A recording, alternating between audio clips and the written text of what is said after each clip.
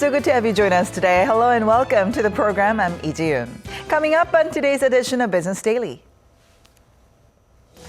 Amid growing political and economic uncertainties both at home and abroad, Korea's finance minister announces plans to devise effective long-term economic strategies.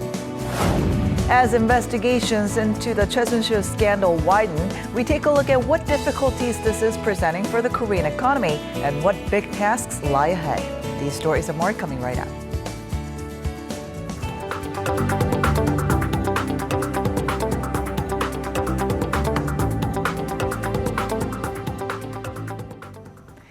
The Korean government is planning to shake up its long-term growth strategy to deal with some of the serious structural issues facing the country.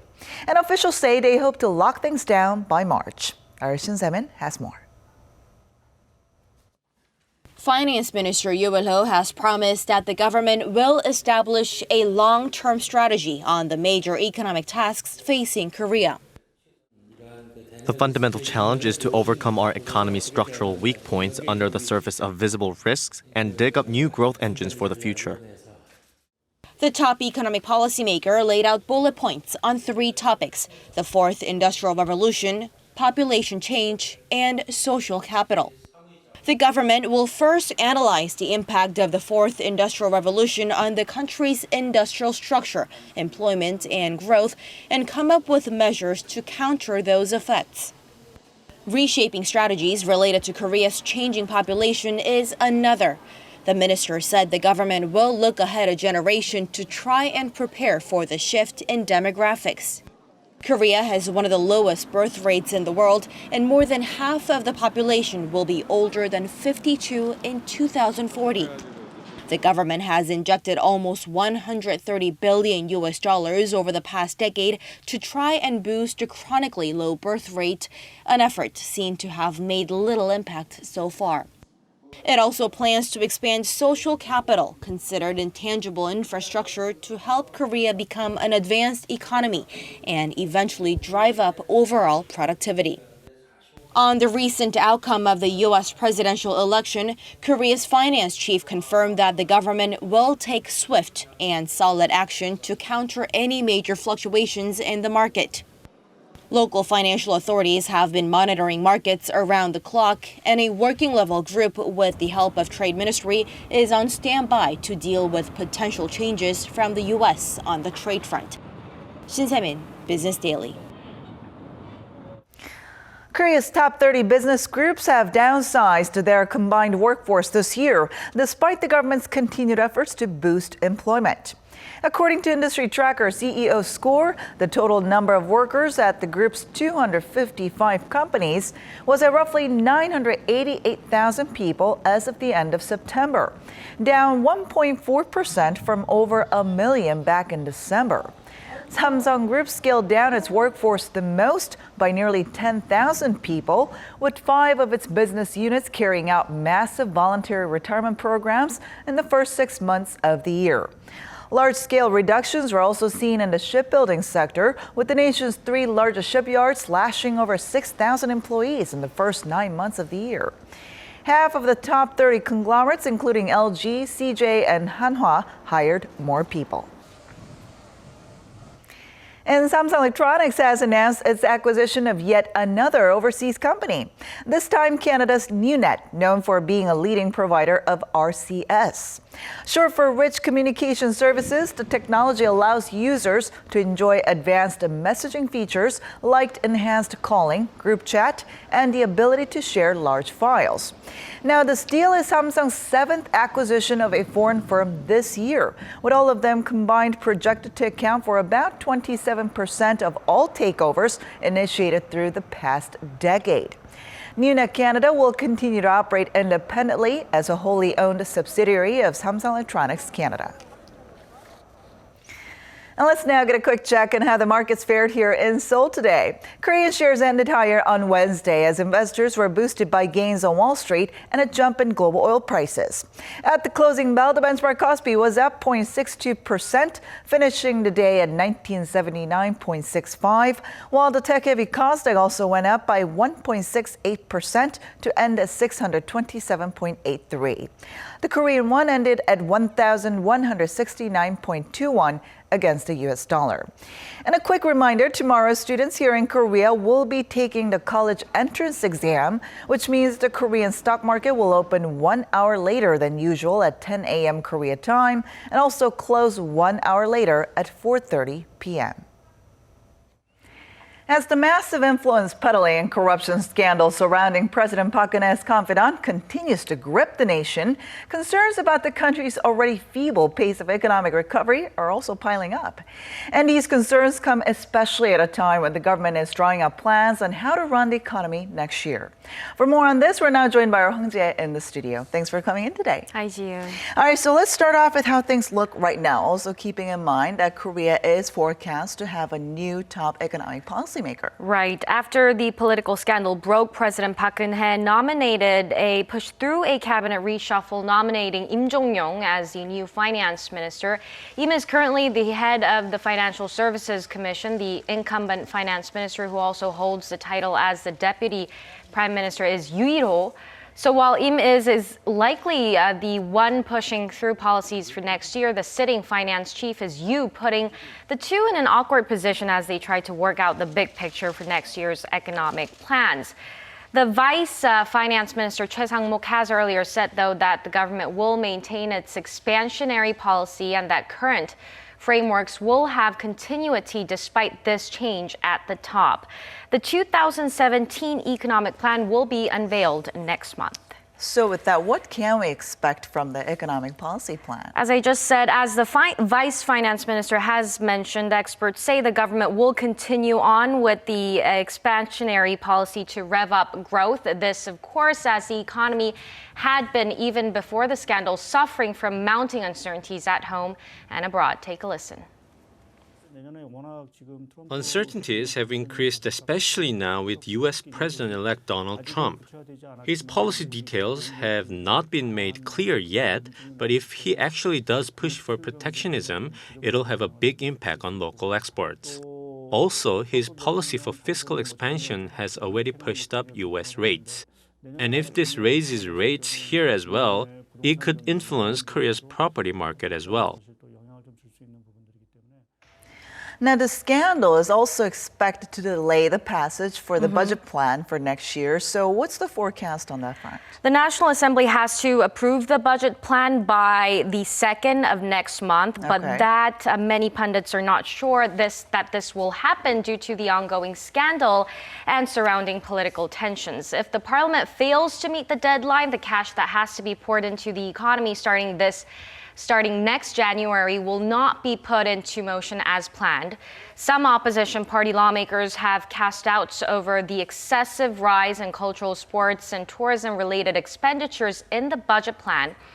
And as widely known, at the heart of the political scandal, there are two cultural foundations that the president's confidante allegedly abused power in order to force local companies into making donations to them. Now, the timely passage of the budget bill is crucial because, as the Korea Development Institute says, almost a third of the expansion that the Korean economy posted last year came from fiscal spending in times of slumbering global demand and low growth. And, of course, with the ongoing scandal, there are going to be a lot of questions surrounding the effectiveness of policies put out by the current administration. Exactly, Jiyoon. The waning support for the administration suggests the government's policy agenda is losing steam, of course, including economic policies.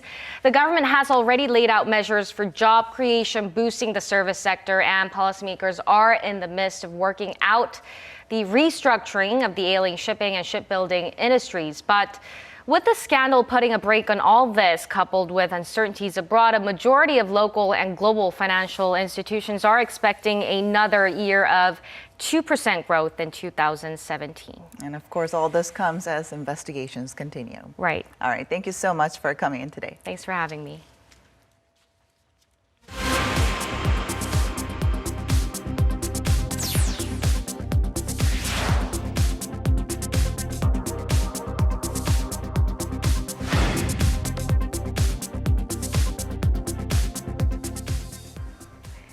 A private memo drafted by U.S. President-elect Donald Trump's transition team says that Trump will begin reshaping America's trade policy on his first day in office. Our Lee Ju-young has more. The memo, obtained by CNN, lays out the skeleton of Trump's trade policy for the first 200 days of his presidency, focusing on a set of principles that puts the interests of American workers and companies first. Though the memo explicitly states the notes are for discussion purposes only, it still reveals what the president-elect's transition team has developed for his administration. According to CNN, the document discusses 5 main principles in addition to retaining and returning manufacturing jobs. First is renegotiating or withdrawing from the North American Free Trade Agreement. Second is stopping the Trans-Pacific Partnership. Third is halting unfair imports. Fourth is ending unfair trade practices. And fifth is pursuing bilateral trade deals. The memo also includes the administration's goals for Day 1, Day 100, and Day 200. It says that on Day 1, Trump will begin reforming NAFTA, submit legislation on currency manipulation, and check on their trading partners to see if they are engaged in, quote, harmful practices. By Day 100, Trump plans to turn his focus towards China and see if they can be labeled a currency manipulator. And by Day 200, the memo states Trump will formally consider withdrawing from NAFTA and continue efforts to pursue more bilateral agreements. However, when asked if President-elect Trump has reviewed the document and what his thoughts were, the transition team refused to comment. Lee Ju-young, Business Daily. And over in the UK, a leaked memo claims that the British government does not have a plan to realize its Brexit mandate. It's come to light that the memo, picked up by British newspaper The Times, was written by a Deloitte consultant. Dated the 7th of this month, it said London could need another 6 months and an additional 30,000 staff to arrive at a Brexit plan. It criticizes Prime Minister Theresa May's leadership style of, quote, drawing in decisions and details to settle matters herself, claiming that there were more than 500 Brexit projects being developed without a clear strategy or prioritization. The Prime Minister's spokesperson has wholeheartedly rejected the claim that there was no plan, adding the consultant had no access to 10 Downing Street or government departments to compile the findings. Convenience stores operating around the clock have come a long way since first opening in Korea nearly 3 decades ago. And now they've grown in number to surpass 30,000. According to Korea Association of Convenience Store Industry, there are now some 33,000 franchised 24-hour marts across the country, with CU leading the pack, followed by GS25 and 7-Eleven. Offering varied services for the country's single household and aging demographics, such as high-quality lunchboxes and delivery service, the convenience store sector is set to exceed $17 billion in sales this year. Korea's Jeju Island is seeing a steady increase in tourists. In fact, it's likely to receive 15 million visitors this year, a milestone it wasn't expected to reach until 2018. Our Kim Yo-sun has this report. The number of tourists visiting Korea's southernmost island of Jeju is expected to surpass 15 million this year, achieving the Jeju provincial government's goal of marking the 15 million milestone 2 years earlier than it had expected. According to the Jeju Special Self-Governing Provincial Tourism Association on Wednesday, the number of visitors has increased steadily during the past years, in spite of an outbreak of the Middle East respiratory syndrome last year that hit the local tourism industry hard. The number of visitors to Jeju Island exceeded the 10 million mark in 2013, and as of now, 86% of the total number of foreign visitors to Jeju Island are Chinese nationals. So, in order to diversify the tourism market, the Jeju Special Self-Governing Provincial Tourism Association announced plans to increase the number of international flights from and to other Southeast Asian countries and Japan. Kim Yo-sun, Business Daily.